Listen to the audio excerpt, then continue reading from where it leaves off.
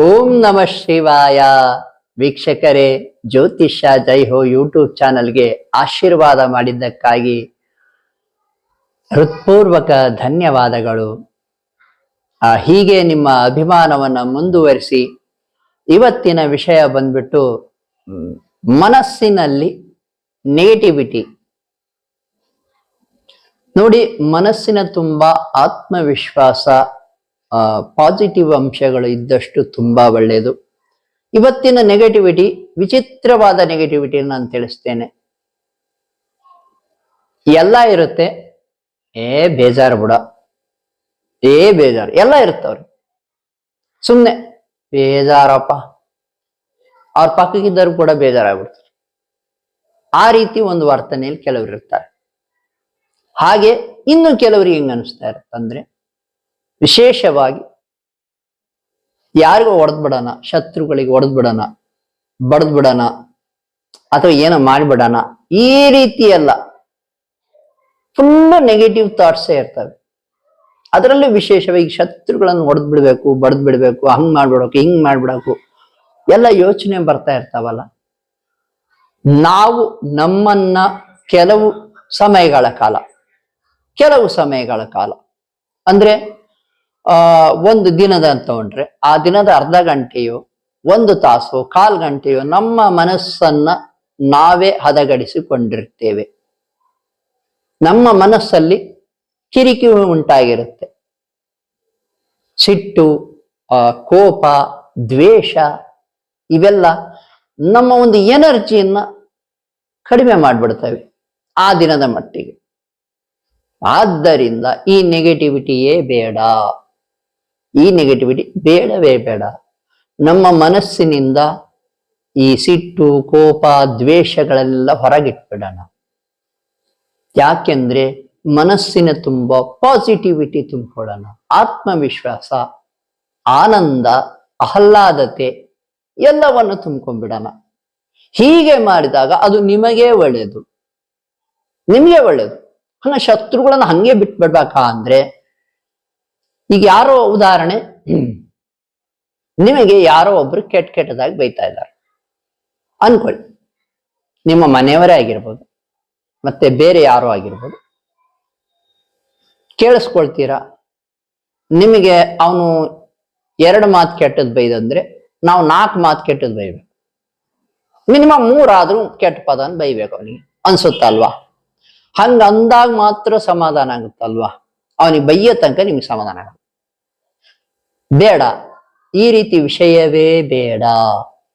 ಶಾಸ್ತ್ರ ಏನ್ ಹೇಳುತ್ತಂದ್ರೆ, ಅವನು ಕರ್ಮ ಮಾಡ್ತಾ ಇದ್ದಾನೆ, ಅವನು ಕರ್ಮ ಮಾಡಕ್ ಬಿಟ್ಬಿಡೋಣ. ಅವನು ಪಾಪ ಮಾಡ್ತಿದ್ದಾನೆ, ಪಾಪ ಮಾಡಕ್ ಬಿಟ್ಬಿಡೋಣ. ನಾವು ಕರ್ಮವನ್ನ ಕಳಿಯಲಿಕ್ಕೆ ಬಂದಿದ್ದೇವೆ, ಕರ್ಮವನ್ನ ಹೆಚ್ಚು ಮಾಡ್ಲಿಕ್ಕೆ ಬಂದಿಲ್ಲ. ಇಲ್ಲಿ ತುಂಬಾ ವಿಶೇಷ ವಿಷಯವನ್ನು ತಿಳಿಸ್ತಾ ಇದ್ದೇನೆ. ಎಲ್ಲರೂ ಕೂಡ ನೋಡಿ, ನಾವು ಇಲ್ಲಿ ಕರ್ಮ ಕಳೆಯಲಿಕ್ಕೆ ಬಂದಿದ್ದೇವೆ, ದೋಷಗಳನ್ನ ಕಳೆಯಲಿಕ್ಕೆ ಬಂದಿದ್ದೇವೆ, ಪಾಪಗಳನ್ನ ಕಳೆಯಲಿಕ್ಕೆ ಬಂದಿದ್ದೇವೆ. ನೋಡಿ, ಹಿಂದಿನ ಜನ್ಮಗಳ ಪಾಪಗಳು, ಈ ಜನ್ಮಗಳ ಪಾಪಗಳು ಎಲ್ಲವನ್ನೂ ಕಳೆಯಲಿಕ್ಕೆ ಬಂದಿದ್ದೇವೆ. ಸಂಚಿತ ಕರ್ಮ, ಪ್ರಾರಬ್ಧ ಕರ್ಮ, ಇಹ ಜನ್ಮ ಕರ್ಮ ಎಲ್ಲವನ್ನೂ ಕಳೆಯಲಿಕ್ಕೆ ಬಂದಿದ್ದೇವೆ. ಕಳೆದಾಗ ಮಾತ್ರ ನೀವು ದೇವರಿಗೆ ಪ್ರೀತಿ ಪಾತ್ರರಾಗುವ ವ್ಯಕ್ತಿ ಆಗ್ತೀರ. ಗಂಡ್ಮಕ್ಳಾಗಿರ್ಬೋದು, ಹೆಣ್ಮಕ್ಳಾಗಿರ್ಬೋದು, ಎಲ್ಲರಿಗೂ ತಿಳಿಸ್ತಾ ಇದ್ದೇನೆ, ಶತ್ರುತ್ವವೇ ಬೇಡ.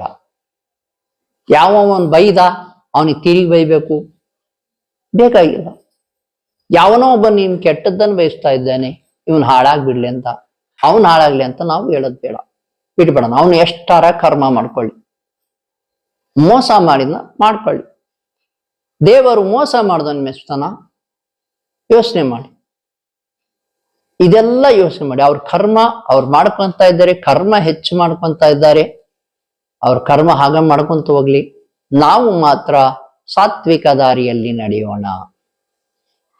ಅವನ್ ಕೆಟ್ಟದ್ದಾಗಿ ಬೈದು ನಿಮ್ಮ ಕರ್ಮವನ್ನ ಕಳೀತಾ ಇದ್ದಾನೆ, ಅವನಿಗೊಂದು ಥ್ಯಾಂಕ್ಸ್ ಹೇಳ್ಬಿಡಿ.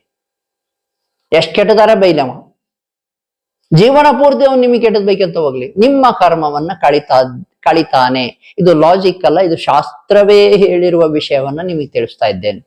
ಯಾರಾದ್ರೂ ನಮಗೆ ಕೆಟ್ಟದ್ದನ್ನು ಬಯಸಿದ್ರೆ, ಕೆಟ್ಟದ್ದನ್ನು ಬೈದ್ರೆ ಅಥವಾ ಕೆಟ್ಟದ್ದನ್ನು ಮಾಡಿದ್ರೆ ಅವನು ನಿಮ್ಮ ಕರ್ಮವನ್ನು ಕಳೆಯುತ್ತಿದ್ದಾನೆ ಎಂದರ್ಥ.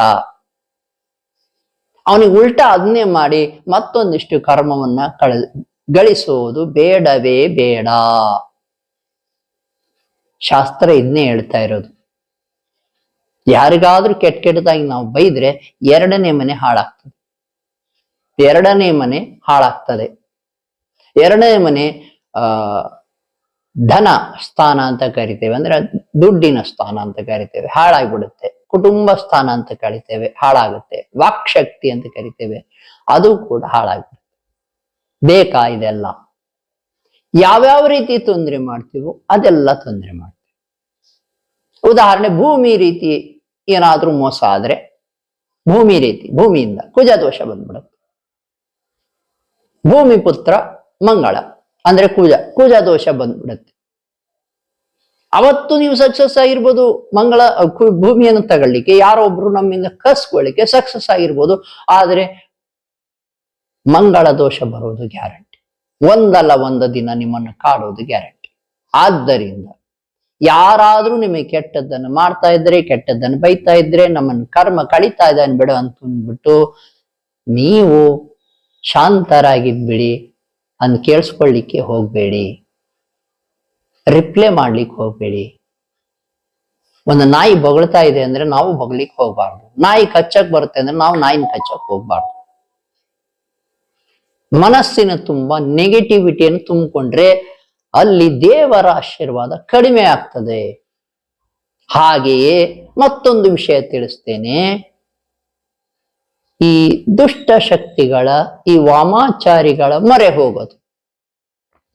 ಯಾರಿಗೋ ಒಂದು ಕೆಟ್ಟದ್ ಮಾಡ್ಬೇಕಂದ್ರೆ ಹೋಗೋದು, ಮಾಟ ಮಾಡಿಸೋದು, ನಿಮ್ಮೆಣ್ ತರೋದು, ಅವ್ರ ಮನೆ ಮುಂದೆ ಇಡೋದು, ಕಾರಲ್ಲಿ ಇಡೋದು, ಅಥವಾ ಅವ್ರ ಅಡ್ಡಾಡೋ ಜಾಗದಲ್ಲಿ ಇಡೋದು ಬೇಡ. ಇವ್ಯಾವುದೂ ಬೇಡ. ಯಾಕೆಂದ್ರೆ ನೀವು ಈ ದುಷ್ಟ ಶಕ್ತಿಗಳ ಮೊರೆ ಹೋದ್ರೆ ಭಗವಂತ ನಿಮ್ಮ ಕಡೆಗೆ ನಿಲ್ಲುವುದಿಲ್ಲ, ನಿಮ್ಮ ಪರವಾಗಿ ನಿಲ್ಲುವುದಿಲ್ಲ. ಅವರು ಮಾಡಿಸ್ತಾರೆ ಅಂತ ನಾವು ಕೂಡ ಈ ಮಾಟ ಮಂತ್ರದ ಮೊರೆ ಹೋಗೋದು ಬೇಡ. ಯಾಕಂದ್ರೆ ದೇವರು ಎಲ್ಲವನ್ನೂ ನೋಡ್ತಾ ಇದ್ದಾನೆ. ಯಾರಿಗ್ ಮೋಸ ಮಾಡ್ಬೋದು ನೀವು? ದೇವರಿಗೆ ಮೋಸ ಮಾಡ್ಬೋದಾ?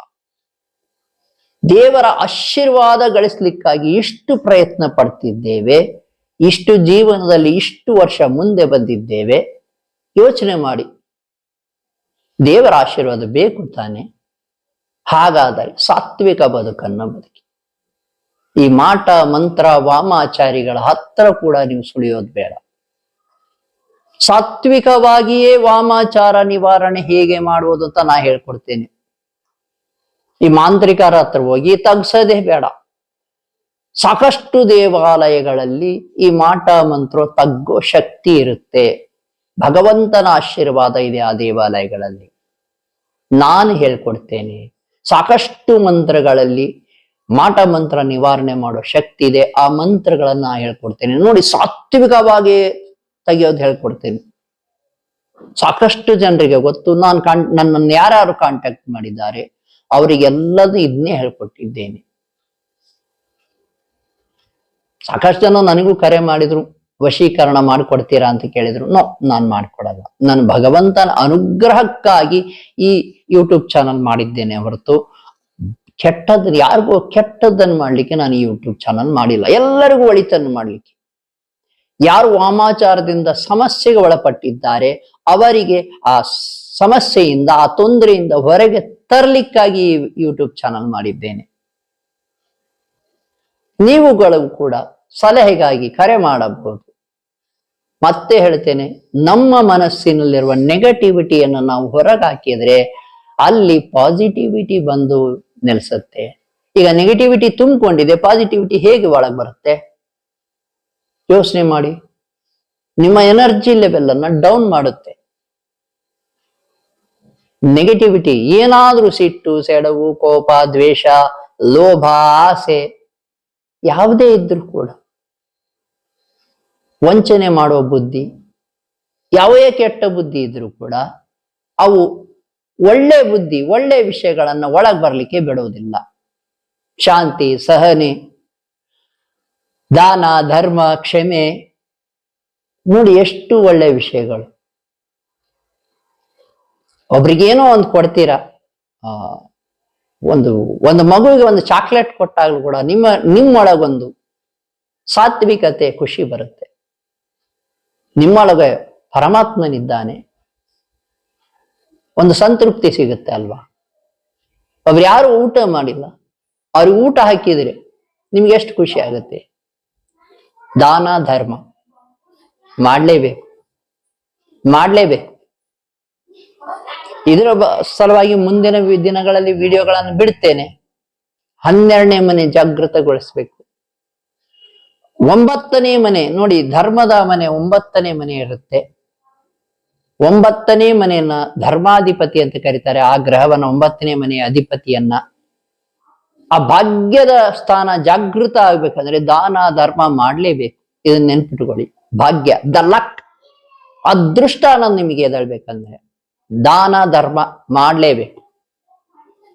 ಎಷ್ಟು ಗಳಿಸಿದ್ರಿ ಅಂತಲ್ಲ, ಬರೀ ಗಳಿಕೆಯ ವಿಷಯವಿರಬಾರ್ದು, ದಾನ ಧರ್ಮದ ಒಂದು ಲಿಸ್ಟ್ ಕೂಡ ಇರಬೇಕು. ನಿಮ್ಮ ಹತ್ರ ಅಲ್ಲ, ಭಗವಂತನ ಹತ್ರ ನಿಮ್ಮ ದಾನ ಧರ್ಮದ ಲಿಸ್ಟ್ ಕೂಡ ಇರುತ್ತೆ.